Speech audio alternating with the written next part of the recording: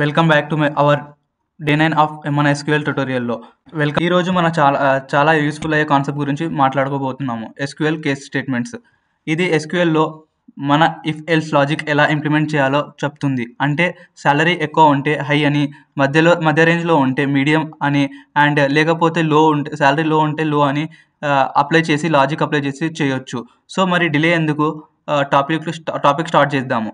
Suppose case statement అంటే ఎస్క్యూఎల్లో conditional statements apply చేయడం. ఈరోజు మన ఒక ఎంప్లాయీ శాలరీ బేస్ మీద మనం ఒక లేబుల్ ఆర్ గ్రేడ్ ఇవ్వాలి అంటే కేస్ యూస్ చేసి చేయొచ్చు. ఎస్క్యూఎల్లో ఇఫ్ ఆర్ ఎల్స్ లేకుండా కేసులోనే మనం డెసిషన్స్ అనేది తీసుకోవచ్చు. సో ఇకపోతే మనకి ఒక ఎగ్జాంపుల్ టేబుల్ తీసుకుందాం. ఇక్కడ ఎంప్లాయీస్ టేబుల్స్ తీసుకుందాం. Select star from employees. ఎంప్లాయీస్లో ఇక్కడ డేటా కనిపిస్తుంది కదా, ఒక శాంపుల్ టేబుల్ తీసుకుందాం. ఇక్కడ employee ID, employee columns, employee ID, employee name, department ID and salary. So ఈ కాలమ్స్ అనేవి కనిపిస్తున్నాయి కదా. ఇప్పుడు ఈ టేబుల్కి మేము కేస్ స్టేట్మెంట్ యూజ్ చేసి యూజింగ్ శాలరీస్ని యూజ్ చేసి మేము కేస్ స్టేట్మెంట్ యూజ్ చేద్దాము. శాలరీ ఎక్కువ ఉంటే, like for example salary greater than 80,000 ఉంటే హై అని, అండ్ శాలరీ బిట్వీన్ 50,000 to 80,000 ఉంటే మీడియం అని, అండ్ శాలరీ లెస్ దాన్ 50,000 ఉంటే లో అని ఒక క్వైరీ అనేది రాద్దాము. So select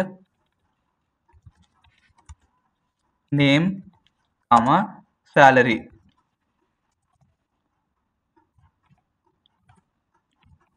case statement use చేద్దాం. మేము కేస్ స్టేట్మెంట్ యూజ్ చేసి కేసులో మేము వెన్ అనేది రాస్తాము. దీన్ని నేను క్వైరీ రాసిన తర్వాత ఈజీగా ఎక్స్ప్లెయిన్ చేస్తాను మీకు స్టెప్ బై స్టెప్. సో వీడియోని చివరి వరకు చూడండి. So when salary greater than 80,000 ఉంటే దాన్ దీనికి మేము హై అని ఇద్దాం నేమ్. ఒకవేళ శాలరీ అనేది when salary is between 50,000 and 80,000 ఉంటే దాన్ దీనికి మీడియం అని పేరు ఇద్దాం మేము.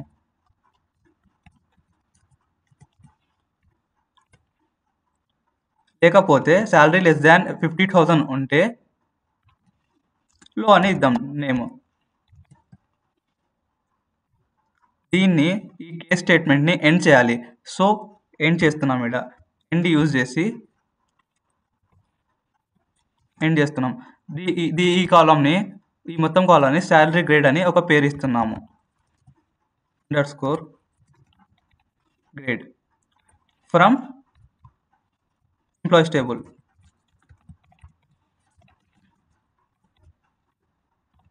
సో ఈ డేటాని ఫెట్ చేద్దాం, ఏమొస్తుందో చూద్దాం. ఇక్కడ చూడొచ్చు మీరు, నార్మల్గా ఇప్పుడు కనిపిస్తుంది కదా, ఎంప్లాయీ ఐడి, నేము, డిపార్ట్మెంట్, శాలరీ, నార్మల్ టేబుల్ ఇది.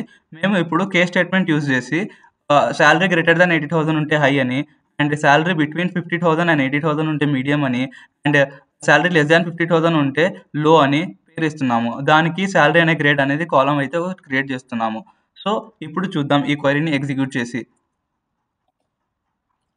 సో ఇక్కడ మీరు చూడొచ్చు, ఎంప్లాయీ నేమ్ సెలెక్ట్ చేసాం మేము. శాలరీ వచ్చేసి నేమ్ వచ్చేసి జాన్ డి, అండ్ శాలరీ వచ్చేసి 55,000 ఉంది కదా.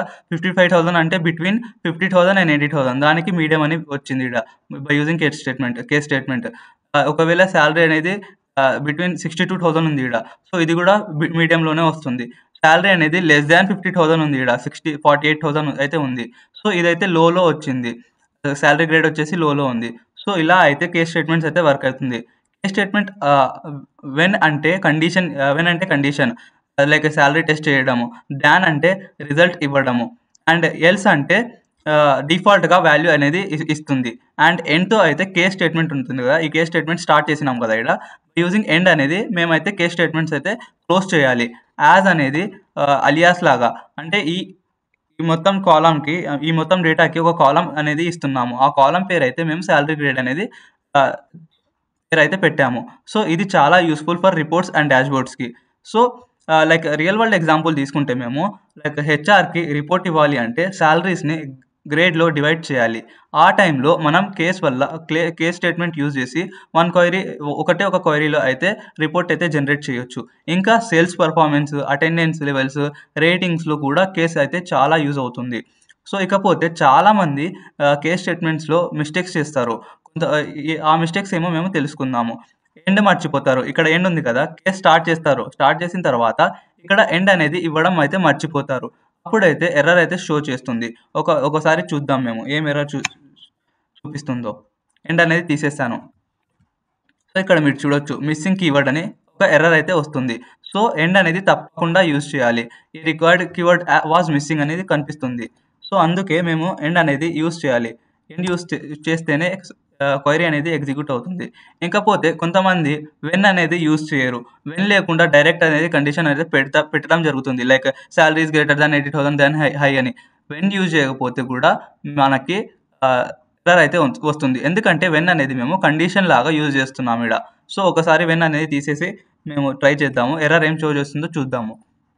సో ఎగ్జిక్యూట్ చేస్తున్నా. వెన్ అనేది తీసేసా, ఇప్పుడు ఎగ్జిక్యూట్ చేస్తున్నా. ఎగ్జిక్యూట్ చేస్తే ఇక్కడ మీరు చూడొచ్చు from keyword not found where expected. So ఇక్కడైతే సంథింగ్ ఈజ్ మిస్సింగ్ అనేది కనిపిస్తుంది. సో వెన్ అనేది చాలా ఇంపార్టెంట్ ఇక్కడ.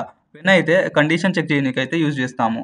అండ్ కొంతమంది అయితే రాంగ్ డేటా టైప్స్ అనేది కంపేర్ చేయడం అయితే జరుగుతుంది. అందుకోసం కూడా ఎర్రర్ అయితే రావడం జరుగుతుంది. ఇకపోతే చాలామంది అలియాస్ ఇవ్వకపోవడం, అవుట్పుట్లో కాలం నేమ్ రావడం లేదు అని చాలామంది అయితే చెప్తారు. సో లైక్ ఒక తప్పు క్వైరీని మేము చూసాం కదా ఇప్పుడు, లైక్ వెన్ తీసేసి అండ్ ఎండ్ తీసేసి, అప్పుడైతే మనకి ఎర్రర్స్ అనేది షో చేస్తుంది. సో ఇకపోతే అడ్వాన్స్ వేరియేషన్ వచ్చేసి దీంట్లో కేస్ స్టేట్మెంట్లో నెస్టెడ్ కేస్ స్టేట్మెంట్స్ అయితే ఉంటాయి. కేస్ లోపల ఇంకో కేస్ అయితే ఉంటుంది.